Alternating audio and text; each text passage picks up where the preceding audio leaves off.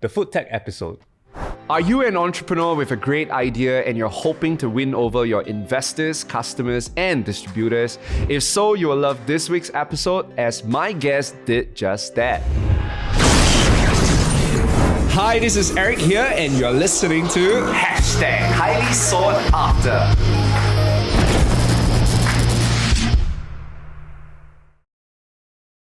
His name is Alan Phua, a Foodtech entrepreneur and the CEO and co-founder of Alchemy Foodtech, a disruptive food and biotech startup who is helping to make meals healthier without compromising on taste. Thus far, they have raised over $4.5 million from private investors and even Enterprise Singapore, a government agency.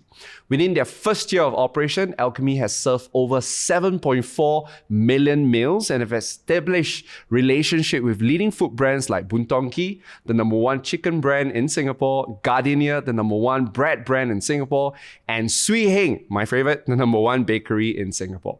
So if you want to learn how you can win over your investors, customers, and distributors while impacting millions, you got to pay special attention to this Foodtech episode. Thank you so much. Hello, good to see you. Thanks for having me, Eric. And thanks for bringing some yummy food over today. I hope you will like it later. Yeah, we're going to do some food tasting. Now, I have a question for you. You're in a Foodtech business, so why not let's start with this fun question, okay? Yeah. If you can describe yourself using food, what would you describe? What food would you use? My favorite food is chicken rice. I would definitely use chicken rice because it is the food that I miss the most when I travel. The first thing that I want to eat when I come back. And it was also one of the first projects that I hope to work on. And really, I think it's a comfort food of Singaporeans, and I'm a typical Singaporean. And and eating is our favorite pastime. So I think this really comes back to the whole essence of trying to empower people to still enjoy the food that they eat. And that's very nice. I love the plug-in. Well, those of you who are listening to us on podcasts or you're watching us on YouTube, let us know in the comment section, especially if you're on YouTube, what is your favorite food? Okay, if you can describe yourself using a food, what would you use? It would be a very cool way to get to know you.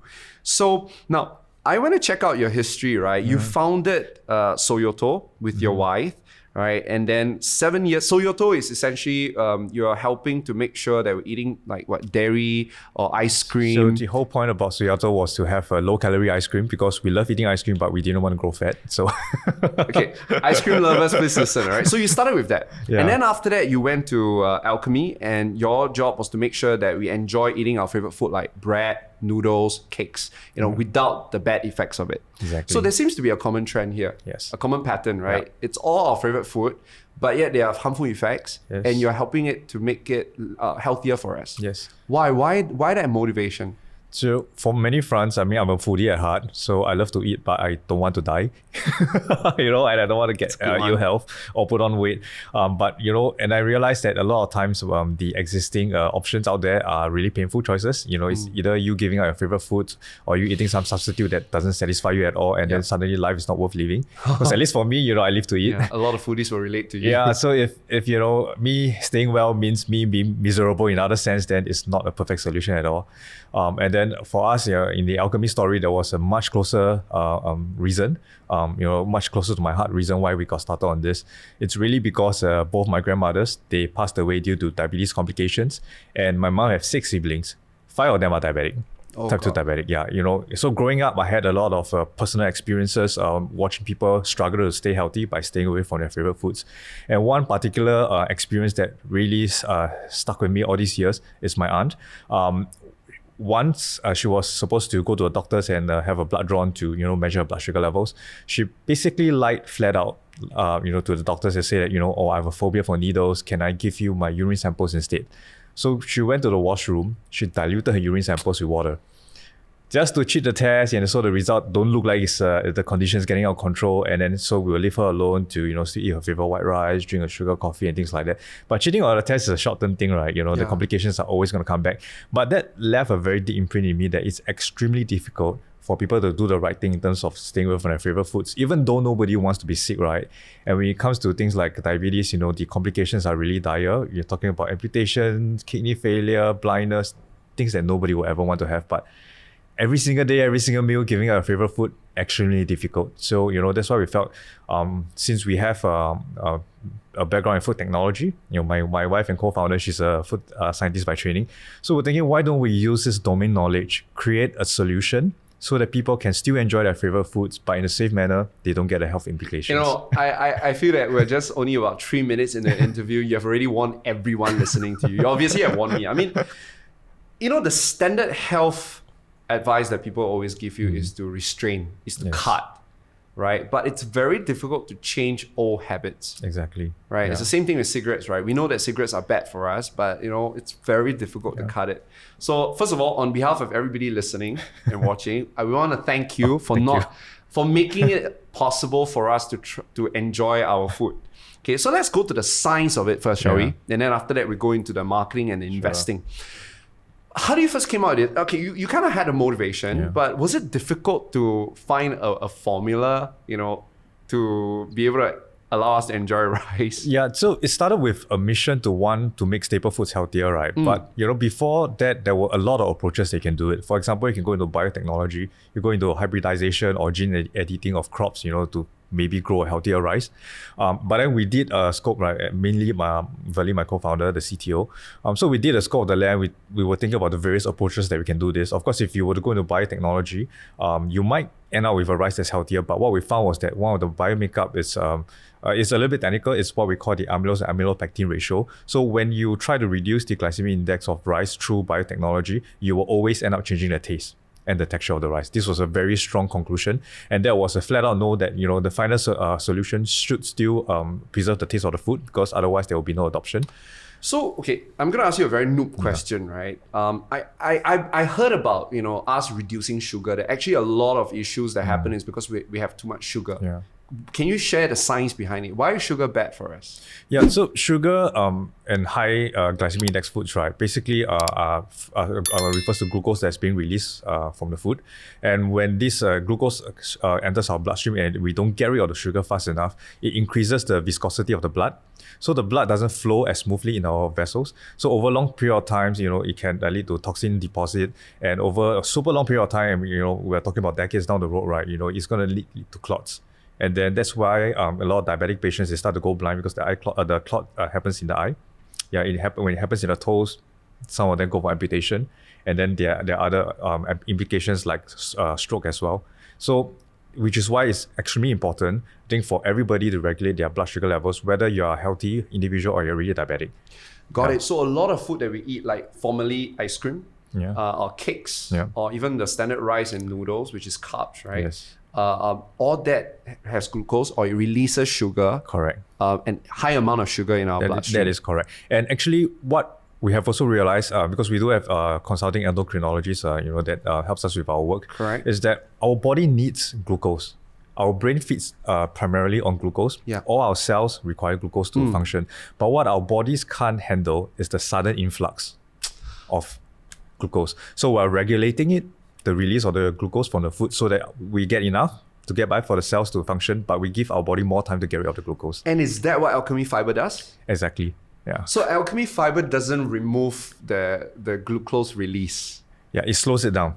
Yes. I see. Yeah, because again, coming from the advice that we sought from the clinicians, they were saying that, if you don't have enough glucose in your system, you're going to lead to hypoglycemia, you can faint. Yeah, because it's energy source, right? Exactly. You need the energy, we just can't deal with the sudden influx.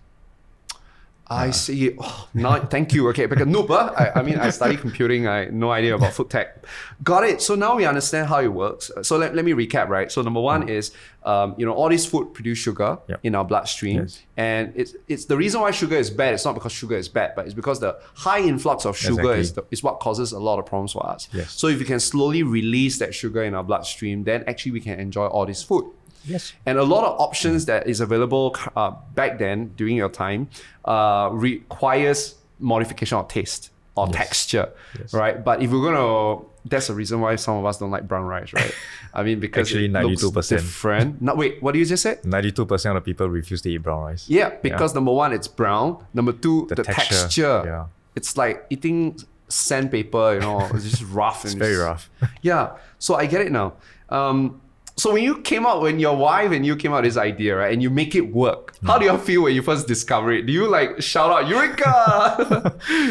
Yeah, so it was the discovery and the research process was 3 years. Oh. Yeah, so we researched a lot into different type of fibers that we get from different plant crops, from corn, pea, legumes, tapioca, all kind of different plant crops. We researched a lot into the characteristics of each fiber, and then we realized that we have to form a fiber blend. It cannot be just one source of fiber in order to deliver both the no change in taste and also to slow down the GI of the product. And then when we first discovery, we have the hunch. We are in the lab. It shows that it works, but the truth is really in the pudding when you have this tested in human body. So we have already done to date 5 rounds of human clinical studies. So basically, we give them rice and then we measure blood sugar. We give them rice with alchemy fiber and we measure the blood sugar, over 2 days, and it was consistently shown that when you have rice with alchemy fiber, it will elicit a slower glucose response. And they didn't even know that was rice with that alchemy fiber. And that was when we know for sure we have something that works. Okay, now, so we kind of speed up already, but let's slow it down a little bit. So when you first came out, when you thought about this idea, how do you end up having a lab even to do all these experiments? Don't you need some funding? Yeah, we need funding. We didn't build our own lab even when we got our first round of funding. So our first round of funding came from the Singapore government. It was a technology research grant called Technology Enterprise Commercialization Schemes. Very mouthful. The most important is money. Yeah, the most important is money for the government to help you create this tech. Today is renamed as the Startup SG Tech Grant. So it's a highly competitive deep tech research grant. Criteria is that it has to be deep tech. He has to have potential to go really big, internationally. So we show that diabetes is a global problem. And by the way, a little bit of background on the diabetes problem, right?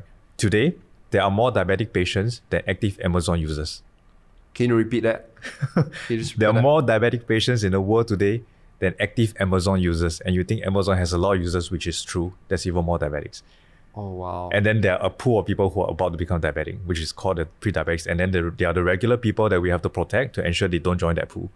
So this mission is very big. And hence, when we pitched for the grant, we presented these facts, it became overwhelmingly obvious that this is a project that we should work on. And even though it was a very competitive grant, only about 7 to 8 companies receive on a yearly basis. And this this is not only open to startups, it's open to companies of all sizes and age. Who wants to do some research. Exactly. And it has to be deep tech. Yeah. So we were funded initially under that grant. We chose not to build our own lab because it's the fastest way to burn through the money. Yes. So we rented the lab in the National University of Singapore and US. Okay, first of all, I didn't even know you can rent a lab, but that's very cool to know that. It's not publicly offered as a service. It's just that as an alumni, my partner Valinch is an alumni, so we have a good relationship with them and they're very, very helpful and supportive. So we asked, can we rent, because otherwise we have no money to build one. Yes. And then we also had some professors work on the project. We have some FYP students which we paid for out of the grant. Yeah, so we can stretch the research dollars. That's awesome. Okay, so let's go back to the emotion, right? Remember we talked about the eureka moment. Yeah. So when you and your wife realized that this is something really cool, obviously it was only a hypothesis, right? Exactly. And so you pitched the idea, and you got a fund. Yes. You're one of the 7 or 8 companies that got it. How do you feel, you and your wife, how do you feel when you got the yes? We felt really, really thankful, especially, for deep tech startups at the very first stage. You have a hunch of something that might change the world, but you don't have the proof, right? And it's just a hunch. It's just a hunch, exactly. So it's a very difficult proposition to sell to private investors. If you go to an investor and say, look, I have an idea, it can solve and change the lives of millions, but I'm not sure whether it works, give me the money. It's like Shark Tank, right? I have a hunch. It's like, I have a hunch, that's it. I have no proof. I cannot guarantee it works. Can you give me some money? It's going to be a very hard sell. So tell us, how do you manage to sell a hunch? Yeah, so we by the time we got to the pitch, right, for the grant, we already had our first prototype that was done up. So people were eating the prototype. So we had these experiments done at home. And we said that based on certain literature research, this is an idea that possibly could work. We do not know. We need funds to manufacture, to do the research, but at least in terms of tasting, in terms of physical samples, we have already managed to produce it. So you can taste it to believe it, but if you can prove the clinical efficacy and we can scale up production, for sure you can see that. So you already had a working prototype. Actually, your wife was able to create something, create a fiber. I wouldn't call it a working prototype then, but it was a first draft of a prototype because we still had to prove that it works. Okay, and clinically. Back then when you did it, there was no impact to the taste. It tastes the same. Yes. And yet it was able to slow down the glucose release. That was what we believe based on the literature research that we've done and what we used to formulate in the product. But again, the truth is when you really conduct clinical studies, which is what we needed the grant for. Got it. So the way you sell it was, number one, there's a very big problem that you can solve. Number two is that there was a little bit of testing, because I think the biggest objection back then was, is it going to affect the taste? Yes, and also whether it works. So many big questions to answer. The taste, at least upfront, try it. You can know for sure. And then the clinical part is where we needed the funds as well as the time. Yeah. Got it. And then, of course, you did a smaller version of it, and you just needed a scale. So very good. And I'm asking you this question because there are a lot of entrepreneurs listening to this episode, and obviously we have a lot of ideas. But the question is, are we able to interest an investor to listen to us?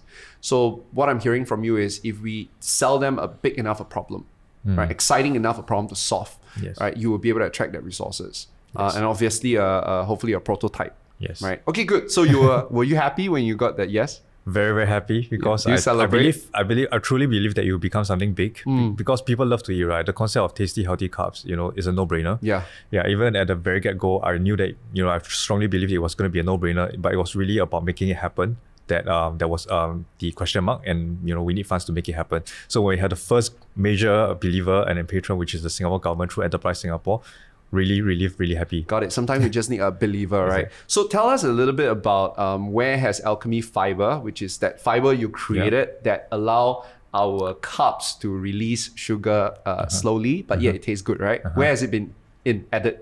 Yeah, so right now this is being served in major restaurant brands. So I think you mentioned the likes of Boon Tong Kee, the largest chicken rice chain store in Singapore. Right now they serve in every outlet, every single serving. So it's a default. In fact, you cannot even opt out. Yeah, it's the same in other restaurants like All Yuki Specialty Duck Rice chain store, all the outlets and all the servings. Chicken rice, duck rice, Gardenia bread, so bread, noodles. We have restaurant partners such as Dumpling Darlings that mix ramen with Alchemy Fiber. So give you the same great taste, but without the sugar shock to the system. So basically anything carbs, And today in our studio, we, Alan had brought something really interesting. Can you tell us what you brought? Yeah, so today I brought one of our partner products, which is a sugar-free chiffon cake from Swee Heng. Hey guys, just listen. Do you hear what he just said? He said sugar-free cake. Exactly. It's like cake, sugar-free, who will eat it? Yeah, it's for a long time we know that sugar-free cakes is a major fantasy and one of various people. It's just that anyone skilled in baking will also know that when you remove sugar from cake and you replace it with just with sweeteners, you're gonna end up with problems. The cake's gonna become drier, so the texture is affected, and a lot of times the cake might collapse. Got it. The structure will visually, not be sound. The structure it won't work without a cake without sugar. But I'm a consumer. I just care about whether the cake tastes good, right? Exactly. So right now I have an orange. Let me just go back to the microphone. I have orange chiffon cake. So those of you on the camera, you can see orange chiffon cake. You see, it's not collapsing, right? It looks like a very normal chiffon cake. But what's very interesting, it says there no sugar. So I'm gonna taste it. It's sweet. So it still tastes like the regular chiffon cake, and then the texture is still soft, it's still moist, even though it has no sugar in it. No sugar? There's no sugar in it. Okay, guys, I swear to you, okay, this is not a sponsored interview, right? I love sweet stuff, man. Anybody who knows me, I know I like sweet stuff. Recently, I just had a cheesecake on my own, whole big cheesecake on my own.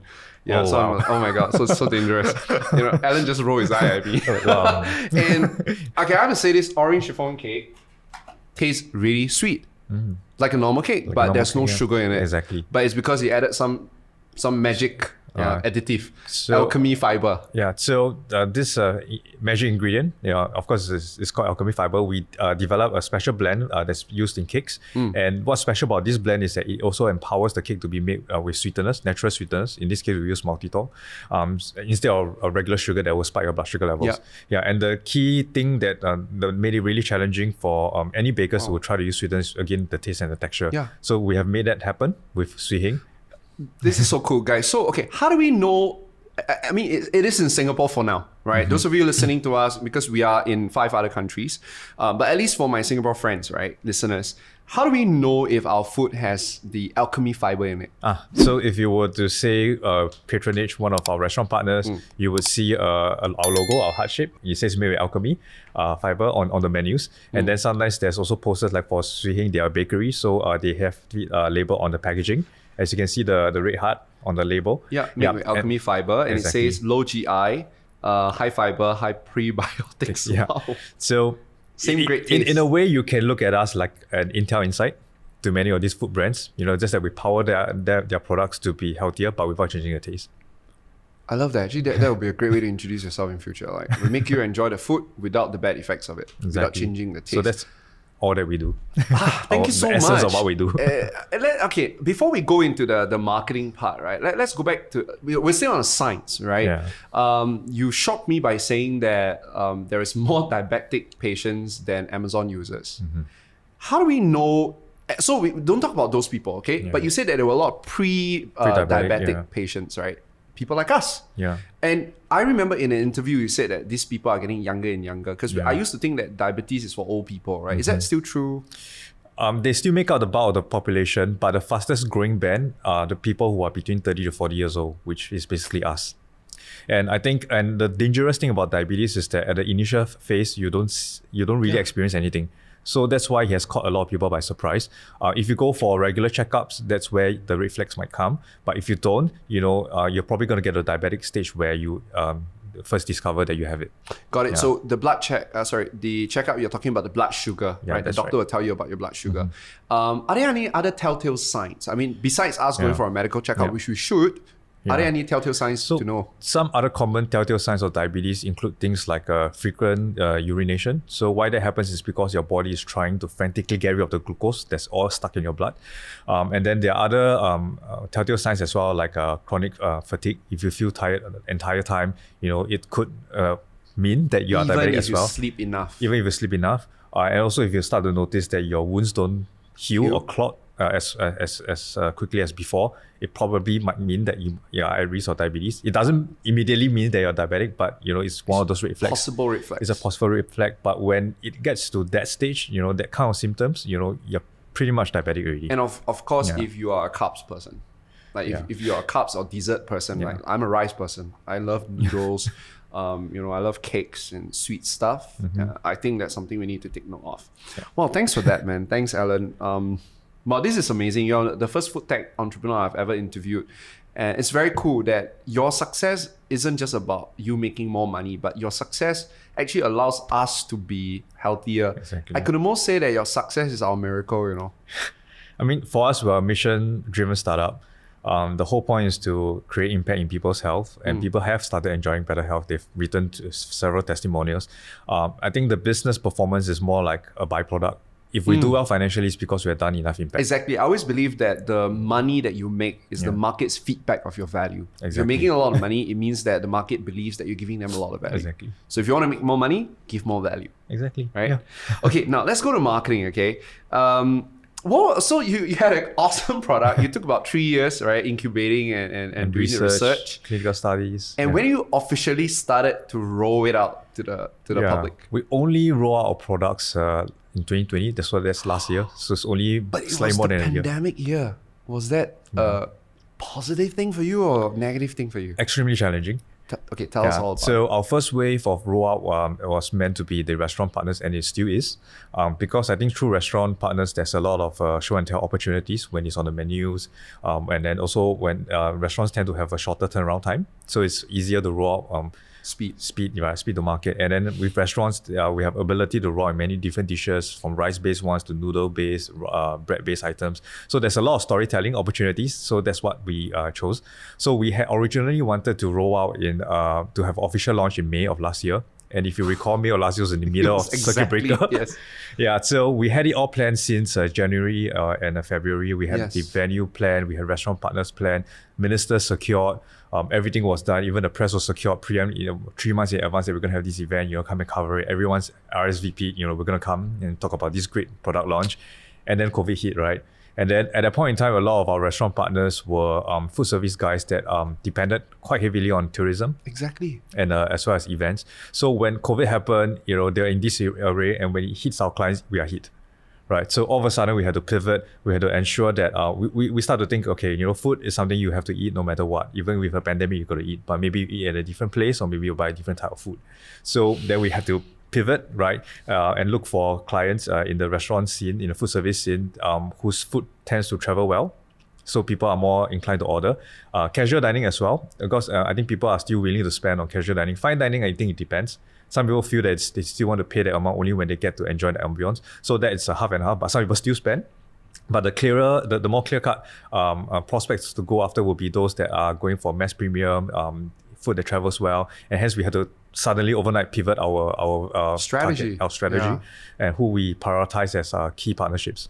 And so, who are some of the clients? That's how the bread thing come about, right? Because bread travels well. Is that bread how you travels came about? well, cake travels well, chicken rice travels well for sure, dal rice as well. So a lot of these items, the daily food items, was what we ended up concentrating on.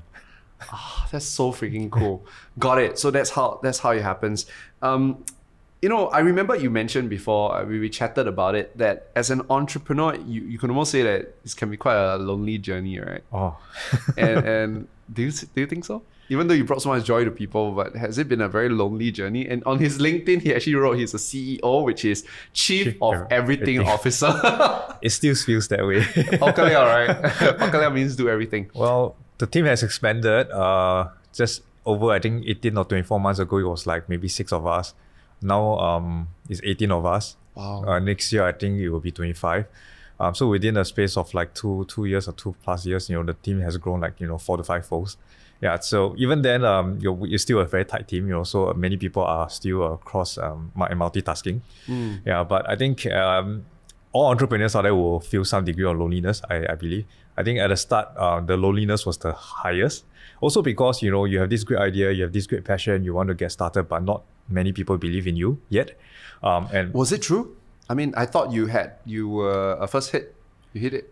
Yeah, right at the so we had the support from the Singapore government, but in the private sector side, it was very challenging. So if we backtrack right to the stage where we were trying to prove this technology, correct. We got the grant, we passed the clinical studies, proven that it worked.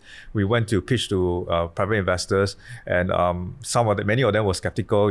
Also because at that point in time, Foodtech was not a known vertical. So when we said introduce ourselves as a Foodtech startup, they said, so you have a website to order food. So there was a general misconception or misunderstanding of what Foodtech is. And then some of them felt that, food, there's no tech, it tastes good, you sell. It will sell, there's no tech. So it was only after a while that they really understood it. And when we pitched the story on, diabetes is a key problem, we have a solution for it. There are also some investors who are not so well versed with the problem. Some of them felt that we were making up the problem. They don't believe that diabetes is such a big problem, even though our statistic came from like the International Diabetes Federation. All those are validated facts, and they don't believe. And then some of them feel that, this will result in a product that's slightly more expensive. You know what? Only the rich people will be able to afford, and rich people don't eat rice. There's a lot of things that we felt were not justified reasons. But then, skepticism is something that comes to all early stage entrepreneurs. So at that point in time, very lonely, you feel that nobody believes in you. Your team is very small. It's basically just you and your co-founder. What are you gonna do? You have this great idea. You know that once this scales, it creates impact for people. But right now, day one, nobody believes in you. What happens?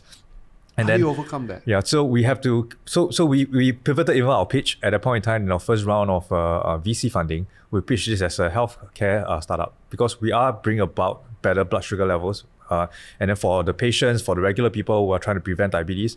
So this is indeed a healthcare startup at a stage, and then we got funded because of that. So I think one of the key skills I think all entrepreneurs need to have is to be able to pivot always to the situation, be it COVID or be it that your vertical could be early, but there are other ways to sell this product. We still have to do it.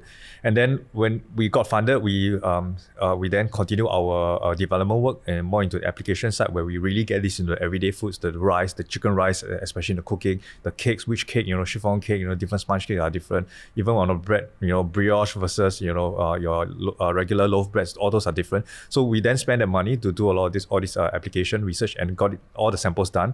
And then very excited, we brought this to the industry, we shared with partners, right? And then the partners all look at us like, you guys look very young. If we're in the food industry, this thing eat already will die or not, in the parallel, because like, how do we know it's safe? When you say it works, how do we know? And then we had to show them that, we're funded by the Singapore government, ministers like PM Lee as well as DPM Heng Swee Heng has spoken about this. Clinical studies obviously show that it works. We have also gotten our patents granted. To date, right now, we have gotten about 17 countries granted already. And then there are already many other brands that really committed interest to want to get started. But a lot of times it's getting the first yes that's extremely challenging. That's right. Yeah, so when we got those challenges and questions thrown to us, you can feel that the gate was completely shut. So bit by bit, we got to find out what are the concerns. Do you think it's safe? Okay, these are the certs. Do you think it works? These are clinical studies. Who else is backing you? We're backed by the government. Do my customers really want this? You know what? We showed a statistic that rice in particular, volume has been falling. Even though people love eating rice, and it's really because people getting concerned. Because of the healthcare advice that people say, right? Yeah. That rice is bad, so eat less. But actually, we want to eat. Yeah, people want to eat. And what we always find is that people stay off rice for maybe 3 weeks, 1 month, maximum 2 months. By the third month, they're back. Yep. So it's not a sustainable solution to get people to cut completely. So what I'm hearing from you is that you had a very big win with the Singapore government, the Singapore enterprise, right? Yeah. That was your big win that got you started, first big right? win, yeah. But then after that, it was a series of no's. Series of no. Your round one investing was a no, and then we pitched, and then we pivoted the pitch, and then it was a and yes. It was a yes. And then we after get that, closer no's to the again. market, and then no from the market again, and then we pivot, and then we try to get some trust. So once you get the first big yes, then you get a second big yes, and then a third one. Got it. Yeah. So the question is, how do we persevere through all the no's until we get a yes, right? You remember there's this picture of these two guys digging goal, and then one of them was so close to hitting goal, but he gave up because he had, he hit nothing, right, for a long time. So anytime that I feel discouraged, yes. I always go back to, what many people call the first principles, the absolute truth of life and universe, right? The absolute truth is that diabetes problem exists. People want tasty, healthy foods. There's no good solution. That's the first principle that always keep me going, because we already have developed the solution. It's about making people, the partners, see that this is a core need that people are already calling for it. You may not know about it because they may not go up to your faces and tell you that can you make your food healthier. But when you start seeing, the rice volume fall, when you start seeing people, signing up for gyms, when people start talking about, what they're putting into their bodies, you know that the health trend is there. It's very, very strong. So I think it's about also making your point visible, to be more convincing to your partners, and then eventually they will see that there's reasons for them to take on this product. So 2 things I'm learning from you. So number 1 is whenever we get our no's, we always go back to first principles, or we go back to the why we're doing this. Exactly. Right? I think there was one famous guy who said that, right? What's his name? Simon Sinek. Right? He says about the why. So there's a saying, right? When the why is big enough, you figure out the what and the how. Exactly. So we started from the why. And the second one is to look at every objection as an investment, as a pitch objective. Right? That if people telling me that, I don't think the food is going to taste good, then that becomes my objective. I'm going to prove to you that my food is going to taste equally good. Yeah. And I think at the end of the day, everybody wants something. The young consumer wants to enjoy food, but escape the guilt and the health implications. Whereas the B2B partners, they want to boost their business, right? So we also learn that, through our work with our B2B partners. So other than telling them that your consumers want this, we have to also go through the matrix with them of like, when you use this, how much more volume you're going to get, how much more business you're going to get. You're going to get stronger recall. You're going to get increase in margins and volumes. It makes sense for you to do it. And then on the PR side of things, you look like a brand that cares for your customers. Very well said. There's a saying, right? To sell Jindo, what Jindo want, you need to first see from the eyes of Jindo, right? And so learning how to see from the eyes of your different stakeholders help you make your pitch a lot more convincing. Whew.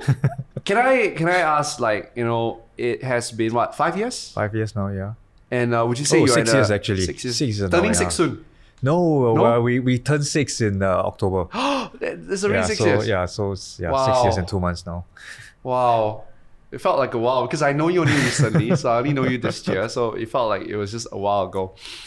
What do you think is your next big challenge and milestone? I think our next big challenge is to onboard the truly international brands, and we already have those in our pipelines. Some of the pipeline partners we have are true MNCs, public listed companies. So working with them is a whole new dimension because there's a lot of red tapes, and then every product that they decide to roll out is multi geographies. Right, so I think there's always a lot of considerations. Then there's a lot of checks that they do conduct on their partners before they take on any new projects. So in terms of us, getting a back end work, the production capacity, the qualities, all those things we are already having them in place. So for example, we just got ISO certified. Yay. Then of course we're halal certified, and the SFA certs, the FESAL certs, all those things we have already gotten the back end work done. So I think that's the next wave of challenge, and also to expand our application into more food categories, because right now we focus on everything carb. So staples is our number one game, but we have also developed application for other foods. So for example, it was recently announced in the press that we have developed a bubble tea pearl. that's made with Alchemy Fiber.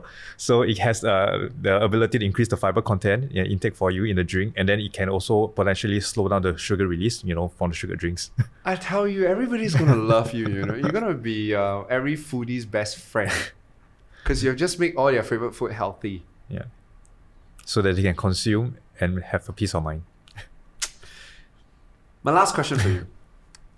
I mean, obviously you had a great idea, right? And you had the support of the government, and you have grit and persistence, and you have a very strong, compelling backstory of why you want to do this. Like even if no one support you, you will still do it because you had a very big why. You can see that in your eyes. So you'll find a way. There are a lot of other entrepreneurs who may not have the great idea. We may not have an idea that can save lives or change the world. What do you have to say about them when they go out there and pitch those ideas that might not be the best? Should they just give up because their ideas are not good? Or I think if you don't feel strongly about the idea, you should give up. Because the truth is that I think with all entrepreneurs and in all verticals, you're going to get a lot of no's. And even after you get your first years, you're going to get a series of no before you get your next years. And we are still getting some no's now. And I believe for every single company out there is the same. So I think what keeps us going is really believing that this is the right thing to do. And for us, going back to first principles, people need this, right? And people really do want this. And hence we are creating it and making it available. So I think tying this back also to ensure that you are working on a problem that's huge enough. Yes. Yeah, that can create a big enough impact would then result in a compelling business case that's investable. Wow, you have a very good point. I remember going for a business networking event before, and there were a lot of young people say, I want to be an entrepreneur, because nowadays it's very cool to be an entrepreneur, right? Everybody wants to be an entrepreneur, but we do not have a great idea. Yeah. And this very established entrepreneur said that if you want to find a great idea, first find a big enough problem that you are excited to solve and that you have the resources and capabilities to solve. Yes, exactly. And then when you combine that together, then you have a good enough investable idea. Try to solve big problems, you get a lot more help. That is very true. Because say that again. When you solve big problems, you have more help from NGOs, from the governments, you have more opportunities to get funding from private sector because there's more impact to be driven. And once you deliver the impact, the profits come. When you solve a small problem, there's not enough people who care. You're not going to get help. You're alone. Alan, this is very important to me because a few years ago, I was plateauing and I was just wondering like what's going on. Like, why am I not excited anymore about what I do? And I don't seem to, be able to get the attention that I want, right? And someone said that to me as well. He said to me that you need to start stepping up and to solve bigger problems, because the minute you open your mouth and if let's say you say, oh, my goal is to be a person of influence and to grow my TikTok following, let's say, right? That's not my goal, by the way. Who's going to help you? Yeah, who cares, right? Who cares about you being famous? It's a very vanity type Exactly. And so you're not going to attract smart people to you, because smart, talented people, they want to work. That's why, smart, talented people want to work for a cause. They want to work for meaningful things. Do you know Tesla is not the only company that does the energy cars? They're not the first either. They're not the first either. But guess what? The bestest, there's no such word as bestest, but the best engineers, the smartest, most talented engineers want to work for him. Elon Musk. Yeah. Why? Not because of Elon Musk, but because of Elon Musk's goal and vision and wanting to, colonize Mars. It's exciting enough. Doesn't matter if you achieve it. Yeah. But if I want to do something, my sister do something big, right? So today in our team hires like permanent staff, we have people who are ex-Nestle's key appointment holders. We have people who are ex-Health Promotion Board, ex-Bread Talk, people have coming in from all walks of life. And then in our board of advisors, we have ex-MD of Kellogg's, for example. So why do these people spend time with us? It's not for the money. They already have enough money. Yes. So they are doing this really because they realize there's a strong need. There's going to be a tremendous impact, to be achieved once we roll this out at a big scale. So that's primarily what drives them. Otherwise, these are people who can retire. But they're spending time with us because they believe in the mission. Alan, this is beautiful, and I truly, truly, deeply wish you success. And I hope to see your heart, the big red heart that says Alchemy Fiber, in everything that we like to eat. All right, so guys, you know what? I got this crazy idea. Those of you listening to podcasts, go watch the YouTube video instead. Those of you watching on YouTube, put down your favorite food, as I asked you right at the beginning of this episode, and Please, Alan, go have a look at all your favorite food and please do something about it. And alchemy, I don't know what you do, but just add your alchemy magic into those food. Make it taste equally good, if not better, but make it healthy. Could you do that for us? That's all we live to do. He said that. Ladies and gentlemen, that's Alan. And really appreciate you being here with us today. Thank you so much. Thanks for having me. success, man. High five. Let's finish the chiffon cake together. All right, guys, so this is Alan, and I have to say that this is one of the most enjoyable episodes because I get to eat in the interview. Here's my biggest takeaway. My biggest takeaway is this, that if you want to attract powerful people to you, if you want to attract successful, wealthy people to you, you want to attract resources, network, publicity to you, you have to have a big enough mission, right? And that mission is usually tied to a big enough problem that you want to solve in this world. And it would never be about you. And so if you want to step up your game, you want to play your A game, you're an entrepreneur, maybe you're even an employee that's trying to catch the attention of your CEO. Stop thinking about your career promotion. Stop thinking about your own personal interests. Start thinking about company's interests, country interests, the world's interests. Because when you start thinking at that level, you're going to attract powerful people to you, because powerful, successful people want to solve big problems because that's just the way they are made and engineered. That's my biggest takeaway from today. So I hope that you will go start reaching out, start thinking deeply into problems that you feel connected to solve, and start communicating those things out. And let's make the world a better place for you and I and for all our children and our children's children. If you love this episode, we publish this once every week on our highly sought after YouTube page. So all you need to do is just hit the subscribe button, switch on bell notification, and you'll get access to super duper inspiring personalities that will help you play at your best game. And I wish you success, and I'll see you at the next video.